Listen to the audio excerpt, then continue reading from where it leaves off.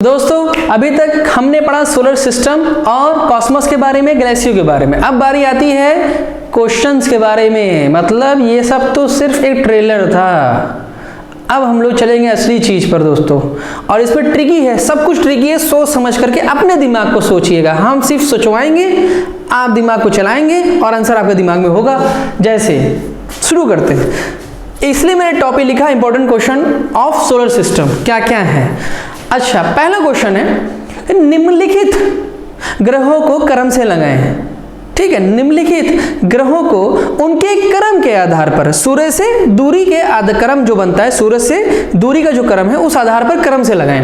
जैसे पहले बुध है फिर शुक्र है, ऐसे क्रम से लगाएं तो उसमें तो कोई दिक्कत नहीं होगी, वो तो आपको पता है।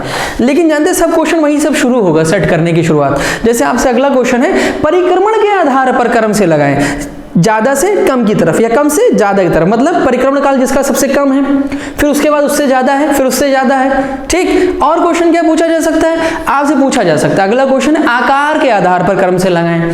फिर सबसे बड़ा आकार किसका है, फिर छोटा ऑप्शन दे देगा, 4-5 ग्रह होगा, कहेगा क्रम से लगाइए इसको। फिर अगला क्वेश्चन और क्या पूछ सकता है? द्रव्यमान के आधार पर क्रम से लगाएं, घनत्व के आधार पर क्रम से लगाएं, परिभ्रमण काल के आधार पर क्रम से लगाएं। परिभ्रमण काल जानते हैं, अपनी दूरी पे जो घूमने का समय। अब क्वेश्चन टफ पूछे जा रहे हैं और बेसिकली आप देखेंगे कॉन्सेप्चुअल क्वेश्चन फिजिकल ज्योग्राफी से उठाकर के यूपीएससी में पूछ रहा है। यानी समझ की क्वेश्चन है, कुछ नहीं करना। अभी तो जितना कैरेक्टरिस्टिक्स आपने पढ़े याद हुआ नहीं हुआ कोई बात नहीं। अब जो है यहां से ध्यान दीजिएगा। तो शुरू करें। सबसे पहला क्वेश्चन देखिए, क्वेश्चन क्या है भैया? क्वेश्चन है देखिए, दो क्वेश्चन है। पहला क्वेश्चन सेम टू सेम लग रहा है लेकिन आंसर अलग अलग है। क्रम के आधार पर लगाएं। किस क्रम के आधार पर? अब बताएं। दूरी, सूर्य से बढ़ती दूरी के आधार पर लगाना है। तो ये तो आपको आसान लग रहा होगा, है ना? ये इजी लग रहा है। हाँ इजी है, क्योंकि बचपन से सुनते आ रहे हैं आप अरुण वरुण वगैरह।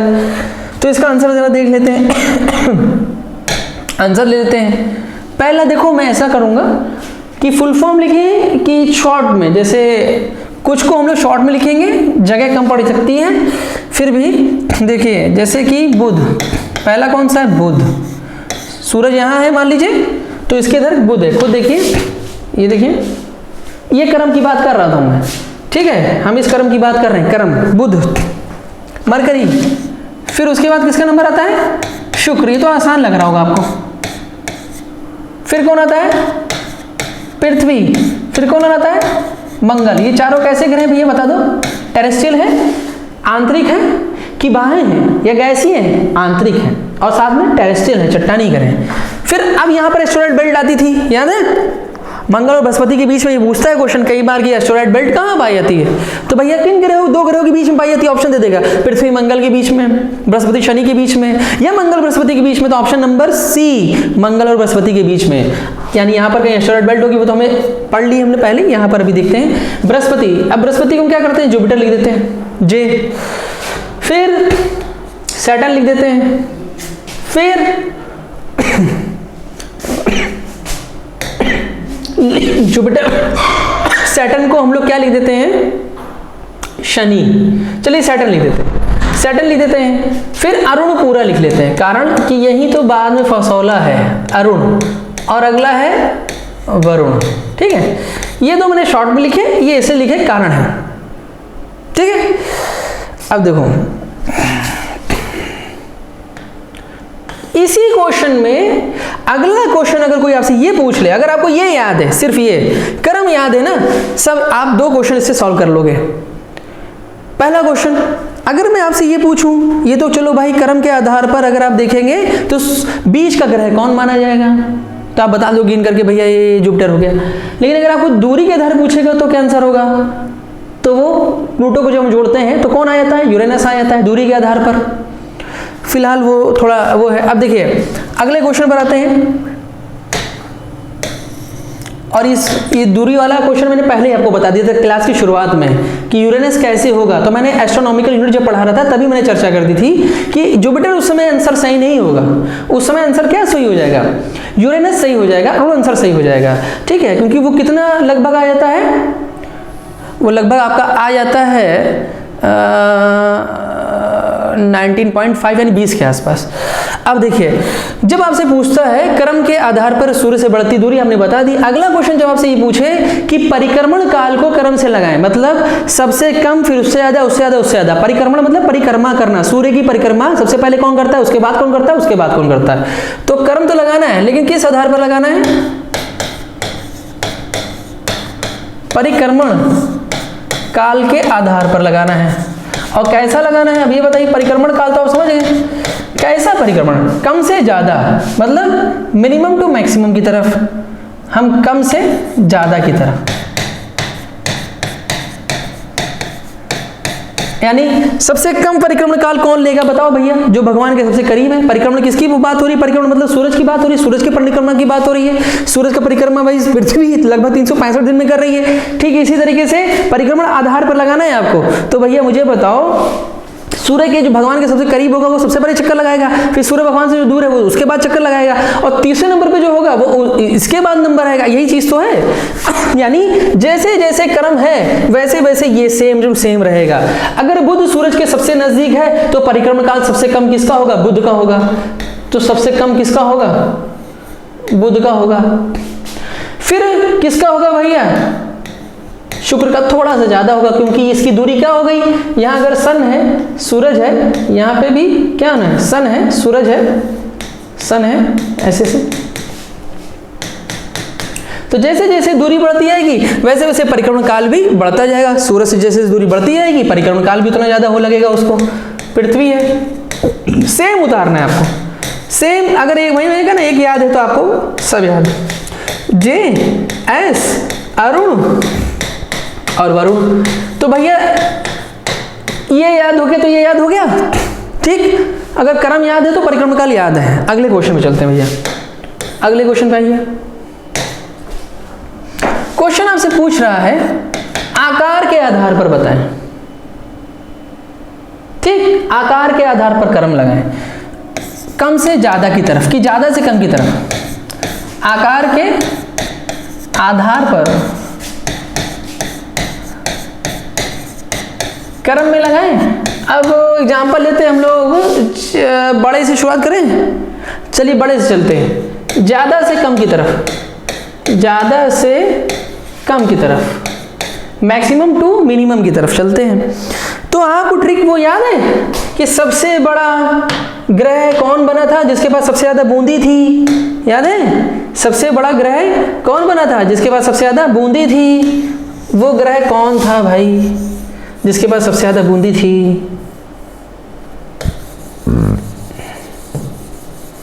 बीचों बीच में बना था वो, और इसलिए उसका आकार बड़ा था। वो लड्डू बड़ा बनेगा ही क्योंकि उसके पास क्या है? ज्यादा बूंदी है, और ठीक बीचों बीच में था। तो बीचों बीच में क्रम के आधार पर कौन पड़ रहा है इस समय? जुपिटर पड़ रहा है। गैसियस प्लैनेट है, आकार में बड़ा है, ठीक है भैया। फिर उसके बाद कौन हो सकता है सोचिए? उसके बाद उसके बगल वाला होगा जो उसके बाद बना था, तो वो कौन था? शनि था भैया, ठीक। क्या आपको ये लगता है कि ये इन ग्रहों में बड़े होंगे? चट्टानीय ग्रहों में कोई ग्रह बड़ा हो सकता है इनकी तुलना में, ग्रहों की, गैसीय ग्रहों की तुलना में? मतलब अगर इन चार को आप ले लें, इन चार को ले लें और इन चार को ले लें, तो दोनों में आमतौर पर बड़ा कौन होगा? सिंपल सी बात है, यही ग्रह होंगे जो बड़े होंगे। और वो भी क्रम देखो कैसे, सबसे बड़ा ग्रह ये रहा, फिर दूसरे नंबर पर ये रहा, तीसरे नंबर पे ये रहा, चौथे नंबर पे ये रहा। अब उधर तो जाना ही नहीं है। अब किधर होगा? इधर। तो पांचवें नंबर पे वो होगा जहां पंच तत्व पाए जाते हैं। पंच तत्व, भूमि, गगन, वायु, अग्नि, नीर। अब वो वहीं पर है जीवन। तो सोच लो भाई वो जीवन कहां पर है? इसको आप नीला ग्रह कहोगे या ग्रीन ग्रह कहोगे? बताओ। अब ये अगला क्वेश्चन पूछ रहा हूं आपसे, नीला ग्रह या ग्रह हरा है? तो एस्ट्रोनॉमिकल रूप से अगर आप देखेंगे तो ये नीला है, लेकिन ज्योग्राफिकली अगर आप देखेंगे तो ये ग्रीन है, ग्रीन प्लैनेट है। तो पांचवें नंबर पे कौन हो गया? अर्थ हो गई। अब छठवें नंबर पे अंदाजा लगाओ कौन हो सकता है? इसकी जुड़वा बहन होगी, और जुड़वा बहन कौन है? शुक्र है, यानी कि ये रहा वीनस छठवें नंबर पर। अच्छा, सबसे अंतिम में कौन हो सकता है? ये अंदाजा लगाओ। अगर ये सबसे बड़ा जुपिटर है तो सबसे छोटा ग्रह कौन था? बुद्धू, नादान बच्चा जो पिता के सबसे करीब था, तभी तो छोटा है, तभी तो पिता के सबसे करीब है। वो कौन है? बुद्ध। बुद्धू बना यानी बुद्ध। तो भैया ये तो क्लियर है कि 8वें नंबर पे यही होगा, कौन, मरकरी होगा। तो बीच में देखिए इस पूरे ग्राफ में एक ग्रह छूट गया, कौन सा, मार्स। तो कौन से नंबर का ये है बताइए, पूरी गिनती देख रहे हैं, 1 2 3 4 5 6, अब 7 गायब है, 8 यहाँ आ गया, तो 7 इसका मतलब कौन से नंबर पर होगा, ये आ गए 7वें नंबर पर। ठीक देख रहे हैं। अब चलो आ जाइए इस पर, आकार के आधार पर ज्यादा से कम की तरफ लगाएं, लगा लेंगे। सबसे पहले कौन था, जुपिटर, फिर कौन आएगा, सैटर्न, फिर कौन आएगा, अरुण, फिर कौन आएगा, वरुण, और उसके बाद ये देखो पहले नंबर, दूसरा नंबर, तीसरा नंबर, चौथा नंबर, 5वां नंबर कौन है, पंचतत्व बोले तो पृथ्वी।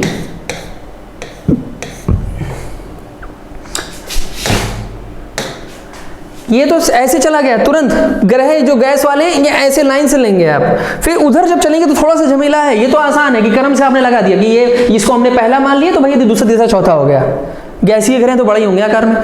लेकिन अगर वहां चलेंगे तो थोड़ा सा दिमाग लगाना होगा, तो यहीं पर थोड़ा सा ट्रिक ध्यान दीजिएगा। 5वें नंबर पे याद कर लीजिएगा पंचतत्व, कहाँ, पृथ्वी पर। अब पृथ्वी के बाद कौन हो सकता है भाई, पृथ्वी की जुड़वा बहन जो आकार में इसके समान है, वो कौन है, शुक्र है, कि शुक्र है, चलो ये हमारी जुड़वा बहन है, इतनी सुंदर है भैया, अच्छा वो जुड़वा बहन है, शुक्र है भगवान का। अच्छा भाई, अच्छा बीच में जगह छोड़ दे रहा हूं, 7वें नंबर की जगह छोड़ दी, 8वें नंबर पे कौन होगा आप जान रहे हैं, सबसे लास्ट में सबसे छोटा कौन है, बुध। अब बता दो भैया 7वें नंबर पे कौन होगा, सब ग्रह हो गए, एक नहीं हुआ है, बिल्कुल सही, मंगल। वो ग्रह कौन सा होगा, मंगल।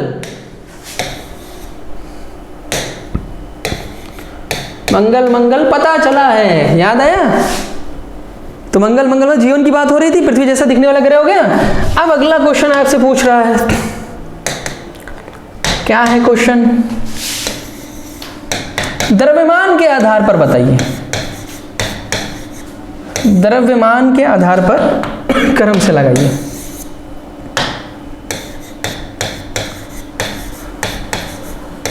के आधार पर क्रम से लगाएं।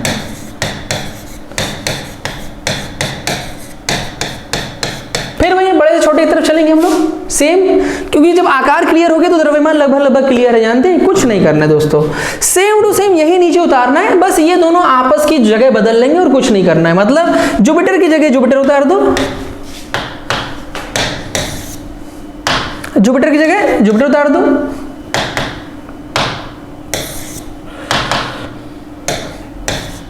सैटर्न की जगह सैटर्न यानी शनि को उतार दो, बस इन दोनों को जगह बदल दो, जगह क्या कर दो, बदल दो, भैया आ गए इधर, ये भैया आ गए इधर, क्लियर हुआ।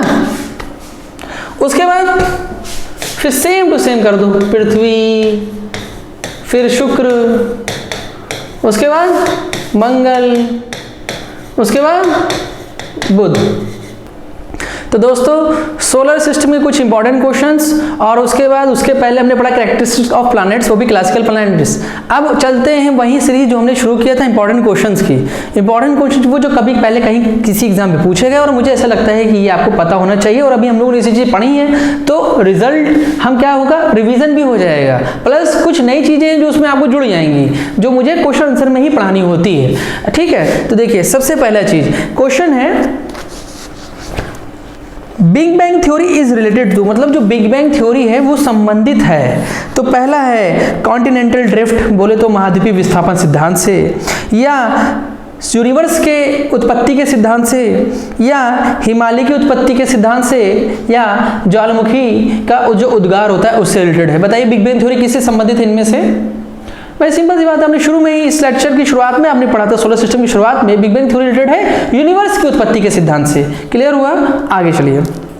बोलना है बिग बैंग थ्योरी एक्सप्लेन करती है किसके ओरिजिन का, तो फिर वही क्वेश्चन पूछा है, ठीक है वो तो आपको भी मैंने समझा दिया। मिल्की वे, मिल्की वे, मिल्की वे याद आ रहा है क्या, अब किसकी बात हो रही थी, मिल्की वे अपनी आकाश गंगा की बात हो रही थी, तो उसके बारे में पूछ रहा है, क्या पूछ रहा है कि इसका आकार कैसा है। तो दोस्तों बताइए इसका आकार कैसा था, स्पाइरल था, इलेक्ट्रिकल था, राउंड था, या इर्रेगुलर था। मतलब इर्रेगुलर, कोई शेप नहीं है ऐसे ऐसे करके, है ना, कई तरह की गैलेक्सीज होती है ना, जैसे ऐसे ऐसे करके, ऐसे ऐसे ऐसे ऐसे, कोई शेप वेप नहीं है। इरेगुलर है, या ये स्पाइरल है कुछ इस तरीके से जैसे स्पाइरल होता है, या ये इरेगुलर है प्लस राउंडेड है, या फिर ये जो एकदम राउंडेड ही है ना, और ये ऐसे है, ठीक है। तो भैया आप जान रहे थे ना ग्राफ कौन सा था, स्पाइरल वाला, तो ये कैसी हमारी गैलेक्सी का जो शेप है वो कैसा है, स्पाइरल है। ठीक भैया आगे चलते हैं। क्वेश्चन पूछ रहा है आपसे कि कितना सन जो है समय लेता है, सूरज कितना समय लेता है गैलेक्सी के केंद्र का चक्कर, ये जैसे सन है ना इसका चक्कर लगाने में कितना समय लेता है, तो भैया उसका आंसर होगा 2.5 करोड़ साल। उसको कॉस्मिक ईयर के नाम से भी आप जानते हैं। कितना समय लगता है सूरज को, कितना समय लगता है, तो वो है कॉस्मिक ईयर के नाम से जानते हैं इसको,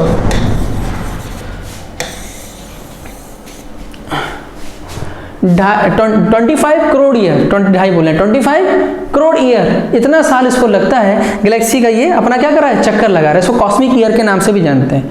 अच्छा अब चलो आगे। Colour of the star indicates, मुझे बताइए मैंने डॉपलर थ्योरी आपको पढ़ाई थी, तो उसके आधार पर आप क्या बताएंगे, ठीक। और आमतौर पर अगर मैं स्टार की बात कर रहा हूं तो क्या बात करने वाले हैं आप, जैसे देखिए कलर जो होता है ना किसी तारे से निकल रहा है तो दो चीजें आपको दिख रही होती है, मैं आपको ऐसे समझाता हूं। एक तो जैसे मान लीजिए गैलेक्सी वाले एग्जांपल में मैं आपको दे रहा हूं, कोई गैलेक्सी आपके दूर आ रही है, आपसे नजदीक आ रही, तो कौन सा लाइट का विजन था, ब्लू था, लेकिन अगर दूर जा रही तो कौन सा था, रेड था। अब देखिए अगर आपको तापमान भी जानना है ना तो आप तारे के टेम्परेचर को जान सकते हैं। कैसे, उसके रंग से। जैसे नीले रंग की रोशनी तो मतलब जानते हैं लगभग 28,000 डिग्री सेंटीग्रेड का तापमान, पीली है तो 6,000 डिग्री सेंटीग्रेड का तापमान। जो सूरज क्या है, पीले रंग का है, तो उसका तापमान क्या आप पाते हैं, 6,000 डिग्री सेंटीग्रेड का तापमान पाते हैं। अच्छा तो ये क्वेश्चन थोड़ा हटके था। अच्छा लिमिट बियॉन्ड विच, हाँ एक चीज ध्यान दीजिएगा, एक हमारे साइंटिस्ट हैं उनका नाम है एस चंद्रशेखर। एस चंद्रशेखर ये जानते हैं ब्लैक होल की भी खोज किया इन्होंने। असल में ब्लैक होल के बारे में बताते हैं और रीजन बताते हैं कैसे होता है। फिर उन्होंने एक सीमा भी बताई थी जिसको हम सुब्रमण्यम सीमा कहते हैं, यानी तारे का जो निर्माण हुआ फिर जवानी और उसके बाद मौत जब हो रही है तो वो कई तरीके की होती है, और एक तो मौत उसमें क्या है, जो वो क्या बन जा रहा है, ब्लैक होल बन जा रहा है। तो वो सीमा क्या कहला रही है, सुब्रमण्यम सीमा कहला रही है, तो ब्लैक होल। तो क्वेश्चन क्या कह रहा है, लिमिट बियॉन्ड विच, अच्छा वो लिमिट, हाँ वो लिमिट कौन सी, वही वो सीमा कौन सी है जिसके बाद तारा क्या बन जा रहा है, ब्लैक होल बन जा रहा है। तो कौन सा है भैया, सुब्रमण्यम सीमा है। तो वो साइंटिस्ट ही उनके नाम पर पड़ा हुआ है, और सुब्रमण्यम सीमा ही क्या कर रहे हैं, ब्लैक होल का भी एक तरीके से आपको जानकारी दे रहे हैं। तो इसमें कहीं क्वेश्चन ये भी होना चाहिए।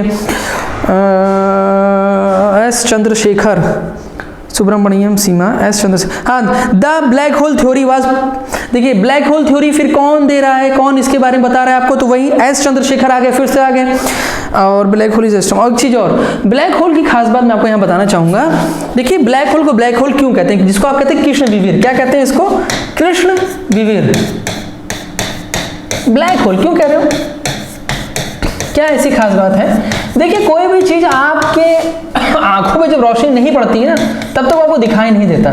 अगर ये कलर लाल है ना तो क्यों आपको दिख रहा है लाल, जानते हैं। जैसे मान लीजिए ये मैंने बना दिया ऐसे, ये कलर आपको लाल दिख रहा है ना, ये बॉक्स क्यों लाल दिखता है जानते हैं, सातों रंग इस पे पड़ा, विबग्योर है ना, violet, indigo, green, orange, red, ये सब जितने सब इस पे पड़ा, और मिलकर के वो कैसे व्हाइट प्रकाश दिखता है। लेकिन जब वो पड़ता है असल में कितने रंग के, 7 रंग के।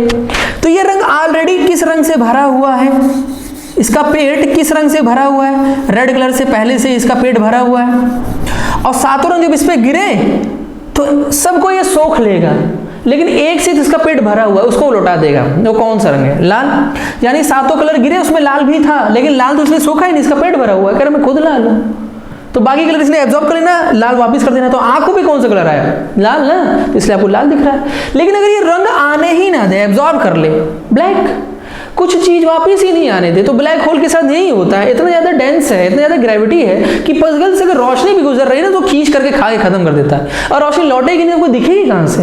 तो ब्लैक होल क्यों कहा जाता है, समझ में आया। अच्छा एस चंद्रशेखर ने उसका थ्योरी दी थी।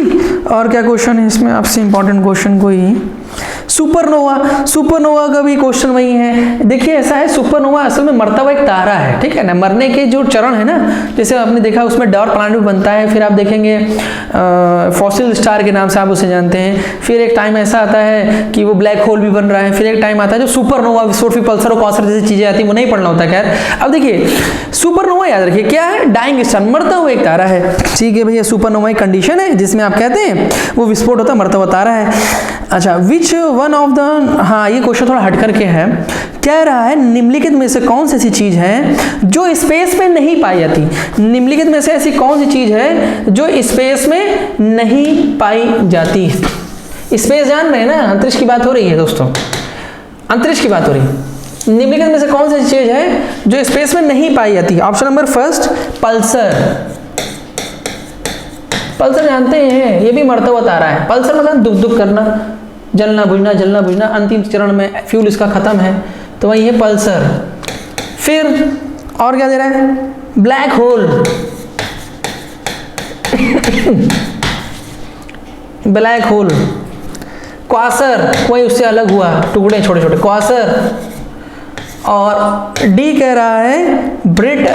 ये थोड़ा सा क्वेश्चन ज्योग्राफी के साथ साथ बायो का भी है, इसलिए आपको बता रहा हूँ, ऐसे भी क्वेश्चन आते हैं। अब जानते हैं इसका सही आंसर क्या है। इसका सही आंसर ये है, ये नहीं होता अंतरिक्ष में, तो समुद्र में होता है। जो स्टार फिश है ना, उससे रिलेटेड है मछली।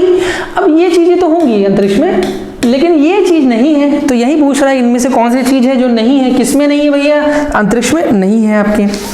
फिर लाइट ईयर किस चीज से रिलेटेड है बताइए, ये क्या है, किस चीज की यूनिट थी लाइट ईयर। क्वेश्चन टाइम की है, ल्यूमिनोसिटी की है, या डिस्टेंस की है, या नॉन ऑफ दीज, या इनमें से किसी चीज की नहीं है।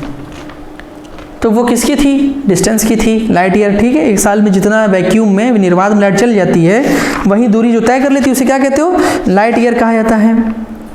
अगला क्वेश्चन, इनमें से कौन सी ऐसी चीज है जो सोलर सिस्टम से रिलेटेड नहीं है। अभी आपने पढ़ा स्पेस से रिलेटेड नहीं था, स्पेस से, अंतरिक्ष से, तो आंसर ये था। लेकिन अब क्वेश्चन क्या पूछ रहा है, अब क्वेश्चन आपसे पूछ रहा है कि भैया इनमें से कौन सी ऐसी चीज है जो किससे रिलेटेड नहीं है, सोलर सिस्टम से रिलेटेड नहीं, हमारे सौर मंडल से रिलेटेड नहीं। Option number 1 asteroid. हाँ देखिए, एस्टेरॉइड बेल्ट, मैं बार बार बोल रहा था, अब इसको मैं आपको समझा ही दूंगा यहाँ पर। एस्टेरॉइड्स, फिर कॉमेट्स, ठीक है, प्लैनेट्स और नेबुला। शब्द तो आपने चारों सुने पढ़ाते वक्त कि कहीं ना कहीं एस्टेरॉइड की चर्चा ही, उस एस्टेरॉइड बेल्ट के बारे में। जब ये चला तो मेटियोराइड हो गया, और हमारे वातावरण में जब एंट्री मारा तो क्या हो गया, मेटियोर कहलाता है। और जब वो जल करके शूटिंग स्टार जिसे आप कहते हैं, और कभी कभी बिना जले पृथ्वी पे आगे गिर जाता है तो उसे क्या कहते हैं, गिरे हुए उसको ब्लास्ट हो गया तो बोलाइड, और नहीं तो अगर पृथ्वी पे आगे गिरा तो उसे क्या कहोगे, तो मेटियोराइड कहलाया जाता है वहीं।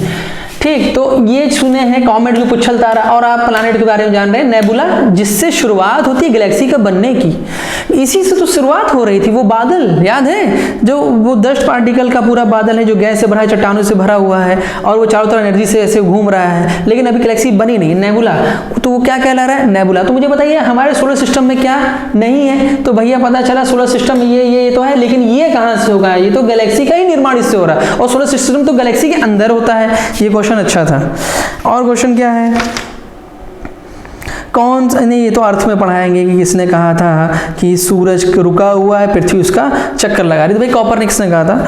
तो अब एक चीज, हाँ, arrange the planets given below in order of increasing distance from sun. वही क्वेश्चन जो भी मैंने आपसे कहा था, याद है पिछले लेक्चर में मैंने आपको पढ़ाया था। ये चीज थोड़ा सा अपनी प्रैक्टिस कर लीजिए, इसमें थोड़ा प्रैक्टिस करेंगे। देखिए क्वेश्चन नंबर फर्स्ट क्या कह रहा है, अरेंज द प्लैनेट। देखिए प्लैनेट कुछ लिख रहा हूं, उनको क्रम से लगाना है आपको, सूरज की दूरी के आधार पर। सूरज से दूर होते जाएंगे, ठीक है, सूरज से दूर होते जाएंगे तो किसका नंबर पहले आएगा, फिर किसका नंबर आएगा, फिर किसका नंबर आएगा।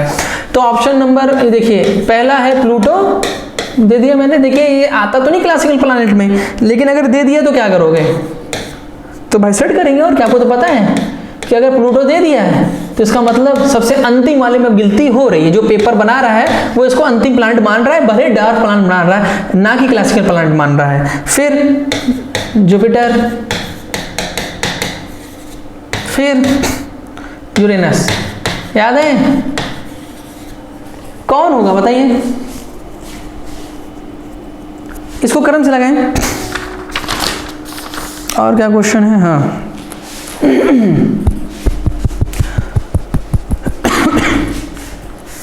वैसे सेट हो गया होगा। सबसे अंतिम में कौन सा होगा सोचिए, सबसे अंतिम में अगर प्लूटो दे ही दिया है वैसे तो, लास्ट में अब कौन से हैं, अब तो सिर्फ नेपच्यून है, अरुण है, लेकिन प्लूटो दे दिया, तो सबसे अंतिम में ये होगा, तो आपने लास्ट में लिख लिया P। और इसके और सबसे शुरुआत में कौन होगा भैया इसमें से? सबसे शुरुआत में होगा अर्थ, इसमें से अर्थ, और सबसे लास्ट में बीच में बटा जुपिटर और यूरेनस। तो सिंपल सी बात है, यहाँ आएगा जुपिटर और इसी के जस्ट इधर आ जाता है यूरेनस, यही तो है। तो EJUP, इसको आप जरा उस पर चलिए, एक वो था कल क्वेश्चंस थे कुछ, हाँ ये है क्वेश्चन, याद है ये क्वेश्चन थे, क्रम के आधार पर लगाया था आपने, फिर इससे क्या याद आ गया था? परिक्रमण। कैसे याद किया था आपने परिक्रमण? याद है कुछ? सेम परिक्रमण भी यही सेम परिक्रमण में हो जाएगा, क्योंकि जैसी जैसी दूरी होगी वैसे वैसे परिक्रमण काल बढ़ता जाएगा।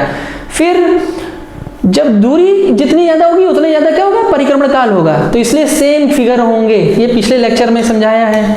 फिर क्या आपने पढ़ा था कल? आकार के आधार पर। हाँ, आकार में करना तो क्या करोगे भैया? तो मैंने इसकी ट्रिक दी है, ये ट्रिक है ना जो मैंने आपको समझाया था कि पहले गैसीय ग्रह हम रख देंगे और उसके बाद 5वें नंबर पे पृथ्वी हो गया। गैसीय ग्रहों में तो कोई दिक्कत ही नहीं, ये तो क्रम से होते हैं, जैसे जैसे क्रम में है वहीं जुपिटर के बाद सटर्न आता है, फिर ये क्रम से है सब। और 5वें नंबर पंचतत्व पाने वाला, पंचतत्व पाया जाता है पृथ्वी पे भी होगी, इसकी जुड़वा बहन होगी जो भी होगी, है ना। अगला कोई होगा तो कौन होगा? जुड़वा बहन होगी। और अंतिम में बुध होना है तो बीच में बचा मंगल, खत्म हो गया। फिर क्या आपने पढ़ा? द्रव्यमान के आधार पर। द्रव्यमान में ट्रिक ये थी कि सेम यही रहेगा, आकार है ना तो लगभग यही रहेगा, बस थोड़ा सा अंतर है, ये जगह क्या कर जाएंगे अपनी शिफ्ट कर जाएंगे बस, बाकी सेम यही रहेगा। और इसमें आपको एक चीज छोड़ के देखिए, परिभ्रमण के आधार पर एक होता है। देखिए एक चीज मैं यहाँ अच्छा हो गया, मैं आपको यहाँ एक चीज और मैं क्वेश्चन यहाँ जोड़ दे रहा हूँ। आपसे कभी पूछे परिक्रमण तो आपने पढ़ लिया ऊपर ना, देखिए परिक्रमा सूर्य की जो कर रहे हो उस आधार पे कौन पहले कौन बाद में, ये तो आपने पढ़ लिया। लेकिन अब हम किसकी बात करने आ रहे हैं? परिभ्रमण तो छूट ही गया। देखिए परिभ्रमण क्या है? परिभ्रमण मतलब अपनी धुरी पे जो घूमता है। कितनी पृथ्वी कितना समय लेती है? लगभग 24 घंटा। 24 घंटे में एक दिन हो जाता है, अपनी धुरी पे ऐसे घूम लेती है। लेकिन परिक्रमा कितना करती है? 365 दिन लगभग, वैसे उससे ज्यादा होता है, 6 घंटा ज्यादा हो जाता है। तो परिभ्रमण काल के आधार पर लगाते हैं, आधार पर वही सेम लेंगे। क्या लेते हैं? कम से ज्यादा की तरफ लेते हैं अब की बार, यानी कम से ज्यादा की तरफ। मतलब समझ रहे हैं? मतलब सबसे कम समय में परिभ्रमण करेगा कोई अपनी धुरी पे, सबसे कम समय, बहुत जल्दी चक्कर काट लेगा। और एक जो बहुत लेट चक्कर काटेगा, याद है कौन था? जुपिटर, याद है? बड़ा आदमी, ताकतवर आदमी, बहुत जल्दी से क्या कर रहा है? चक्कर काट रहा है। तो आंसर में सबसे कम समय अपने परिभ्रमण में किसको लग रहा है बताइए भैया? तो जुपिटर को लग रहा था कि नहीं लग रहा था? फिर उसके बाद जितना बड़ा आकार में होगा उतना ही वो क्या करने वाला है? हाँ, उतना ही ज्यादा ताकत है ना उसके पास। तो उसके बाद कौन आएगा? सैटर्न आ जाएगा। सेम यही आ गया। फिर उसके बाद किसका नंबर था? तो भैया वरुण आ जाएगा। देखिए सही से लिखते हैं, हाँ इसको ट्रिक। लेकिन उसके पहले एक चीज और मुझे बताइए, सबसे अंतिम सबसे ज्यादा समय कौन ले रहा था परिभ्रमण में? अपने परिभ्रमण में कौन समय ज्यादा ले रहा था? जितना उसका एक साल है उससे ज्यादा वो समय ले रहा है किसमें? अपनी धुरी पे चक्कर काटने में। एक साल उसके यहाँ छोटा है 225 दिन का, लेकिन एक दिन 245 दिन का। मतलब सोच रहे हैं, साल छोटा है दिन बड़ा है। तो बताओ सबसे अंतिम में कौन होगा? सबसे पहले सबसे कम तो ये होगा, इसमें कोई दो राय नहीं। सबसे ज्यादा कौन होगा? तो सबसे ज्यादा होगा शुक्र। कौन होगा? शुक्र को हमने यहां लिख लिया लास्ट में। आलसी था ना, चमकदार था ना, पृथ्वी का जुड़वा ग्रह था ना, भाव ज्यादा था, तापमान ज्यादा था ना, तो उल्टा काम करता था, अपनी धुरी पे उल्टा घूमता था ना, नहीं बात सुनता था किसी की। आलसी था ना, आलसी मतलब धीमे धीमे घूम रहे हैं, तो सबसे लास्ट में हो जाएगा। फिर भैया रहो लास्ट में, रहो धीमे हो। अच्छा अब देखिए, शुक्र उठ के यहां चला आया तो जगह हो गई खाली। ठीक, देखिए शुक्र उठ के यहां चला आया तो ये जगह हो गई खाली, है ना, ये जगह हो गई खाली। तो भैया ये दोनों कहाँ आ जाएंगे? खिसक के इधर आ जाएंगे। यही होगा ना, खिसक के इधर आ जाएंगे। मतलब सेम यहाँ उतार दिया जाएगा। अभी मैं समझाता हूँ इसको, यहाँ अभी फिलहाल शुक्र लिखे रहिए, अभी समझाते हैं इसको। देखिए ट्रिक क्या है इसकी। अब इसमें सेम टू सेम सब कुछ चलेगा। यही सेम नीचे उतार दीजिए, सेम यही। अरुण देख रहे हैं, यही सेम मैंने नीचे उतार दिया। और पृथ्वी तक तो सेम रहेगा, कोई दिक्कत नहीं। पृथ्वी तक क्या है? सेम है। बस अब शुक्र थोड़ा गड़बड़ कर गया, क्या आलसी है ना, ये उठ करके यहां चला आया। यही है ना, शुक्र मैंने लास्ट में कर दिया। तो मंगल और बुध यहां आ जाएंगे। ये इधर चला आया, ये इधर आ जाएगा, ये उठ के यहाँ आ गया शुक्र, तो ये दोनों पीछे आ गए, तो मंगल आ गया शुक्र की जगह, बुध आ जाएगा मंगल की जगह, यानी कि अब हो जाएगा मंगल और उसके बाद आ जाएगा बुध। ये है दोस्तों, अब दिखा टिक दिखी, कितने क्वेश्चन आपको तैयार हो गए। वहां तो आपको याद हो ही गया जो ग्रहों के बारे में आपने याद किया। अब ये क्वेश्चन क्रम के आधार पर, परिक्रमण के आधार पर, फिर आकार के आधार पर, द्रव्यमान के आधार पर और परिभ्रमण के आधार पर। लेकिन अभी चलो भैया क्वेश्चन पर, मेरा क्वेश्चन जो था वो तो आपको पहले सेट सही हो गया है। क्वेश्चन क्या था, हाँ बताइए, क्वेश्चन है मिलान करना है, मुझे बताइएगा। Question number first, largest planet of the solar system, सबसे बड़ा प्लैनेट कौन, आ जाओ। आपको तो वैसे ही खैर याद हो गया कि उसमें देखने की जरूरत ही नहीं आकार के आधार पर है। सबसे लार्जेस्ट प्लैनेट कौन था, ज्यादा से कम की तरफ गए थे ना, सबसे ज्यादा कौन था, जुपिटर सबसे बड़ा प्लैनेट। अगला question, smallest planet of the solar system बताओ, इसी में स्मॉलेस्ट प्लैनेट कहां गया, सबसे वो बुध, आखिरी में बा से बुध, बा से बुधू। और जुपिटर मैंने आपको याद कराया है ना, जोवियन के नाम से, मतलब खुद ही इतना बड़ा है कि सोलर सिस्टम जैसा दिखने वाला ग्रह, तारे का गुण रख रहा है ये। The brightest planet of the solar system, चमकीला ग्रह किसको कहते हो, चमकीला कौन था, अभी मैंने बताया जो आलसी है, उल्टा काम करता है, भाव बहुत ज्यादा है क्योंकि वो खूबसूरत है, चमकीला है, तो वो कौन है, शुक्र की हमारी जुड़वा बहन है, सुंदर है, तो बोले तो कौन, शुक्र ग्रह हो गया। वीनस हो गया। The slowest moving planet of solar system, भाई सिंपल सी बात है, सबसे स्लो जो कर रहा है वो अभी आपने नीचे देखा, अभी मैंने बताया वो परिभ्रमण के आधार पर, तो आंसर कौन होगा, शुक्र होगा। ठीक दोस्तों, तो ये कुछ इंपॉर्टेंट क्वेश्चन थे, बाकी मैं आपको और एक क्वेश्चन और है, one astronomical unit is average distance, बताइए एक एस्ट्रोनॉमिकल यूनिट जो होती है एवरेज डिस्टेंस है, किसके किसके बीच का है ये एवरेज डिस्टेंस, मैंने पढ़ाया था पहले लेक्चर में, आपने पढ़ा था।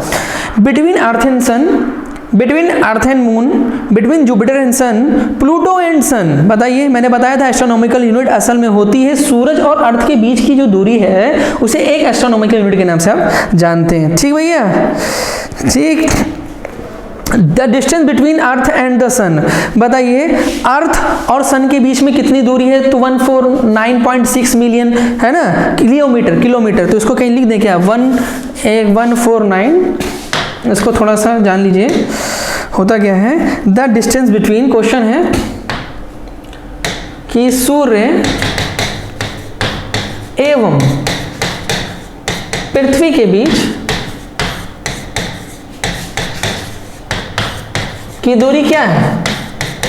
वैसे ये दो बार ध्यान दीजिएगा, जब मैं अर्थ पढ़ाऊंगा ना तो आपको बताऊंगा एक चीज कि उसमें जब जो रिवोल्यूशन है उसका जो घूम रही है, परिक्रमण करती है, तो एक बार क्या होता है, एक बार पास आती है और एक बार क्या होता है, दूर होती है। ठीक है, एक बार क्या आती है, पास, और एक बार दूर होती है। ठीक है, तो वो पेरीहेलियन और एपहेलियन वाली बात है। फिलहाल इसको जान लीजिए कि इसका 149.6 मिलियन किलोमीटर, दूरी कितनी है, 149.6 मिलियन किलोमीटर। ठीक है दोस्तों, चलिए धन्यवाद। अब चैप्टर हम लोग अगला शुरू करेंगे। ठीक है, जय हिंद।